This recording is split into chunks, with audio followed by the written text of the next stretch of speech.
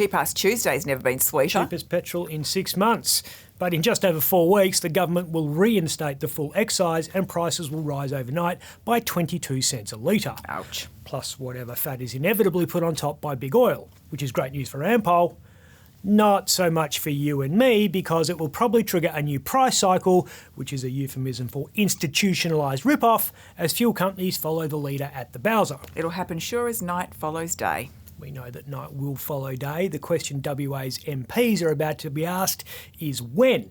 Oh, this again. Yes, this again. The daylight savings debate has proved once again it's the zombie issue of West Australian politics. It just won't die. Wilson Tucker probably knows he's on a hiding to nothing, but he's understandably worried about becoming a spent political force. Plus, I don't think he has followed politics that closely. I don't think he ever expected to be an MP for that matter. He was living in Seattle when he was elected and since being sworn in has been all at sea. Wilson, where are you? Well, he's doing what he's elected to do, push daylight saving. He's doing what 0.18% of the people elected him to do. 98 was his primary vote, quite possibly the lowest primary vote for any politician ever elected anywhere in Australia. But when you're the head of the Daylight Savings Party, you're a bit of a one-trick pony. He has to do what it says on the tin, so he's drafting a new bill to bring WA in line with some of the other states. Tucker will be supported by the Chamber of Commerce, which says the 3-hour time difference in summer is intolerable. If you wake up at a different time, in a different place, could you wake up as a different person?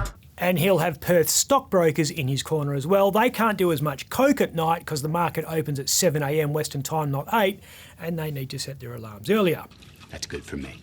Unfortunately for Wilson, the Wolf of Parliament isn't interested in buying what he's selling. McGowan says daylight savings is not a priority for his busy legislative agenda. Is it on anyone's agenda? Well, I'm up for it. I'd prefer to have the light in the evening drinking a beer than in the morning drinking a coffee, but that's me. And the downside of living in a democracy is there are other people who have other views. And those people said no at referendums in 1975, 1984, and 1992. So now. In 2006, then Premier Alan Carpenter began a 3-year trial. He was persuaded by a trio of high-profile MPs who wanted daylight savings. Labor's John D'Orazio, who was confused about right and wrong and was sacked for corruption. One-time state opposition Supremo Matt Burney, who was confused about Catholic doctrine. And John Quigley, who's just confused. In 2009, at the end of that trial, WA's new Premier put it to the people again. You need to tell me. And you need to tell me right now. And the people had a clear message again. I respectfully refuse. This time to Colin Barnett. Sir. Country folk particularly are opposed to changing the clocks, which is understandable because we all know it confuses the hell out of the dairy cows. Or awkward for Wilson when he represents the mining and pastoral region. Wilson isn't letting any of that put him off and is giving notice of his Daylight Savings Bill 2022 in Parliament this week with the intention of bringing on debate next year. Well, you do have to admit it is catchy.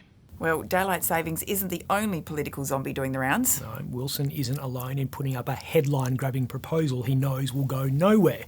Liberal MP Steve Thomas was clearly suffering from relevance deprivation on the weekend and hankering for some exposure in the press. He went to the media well that keeps on giving by proposing an overhaul of trading laws. It's a deep well. Very deep. Politicians have been going to it for a very long time. So you don't think it'll get up? Not a chance in hell. The unions that own the ALP, which owns the parliament, don't want it because their workers will have to work odd hours.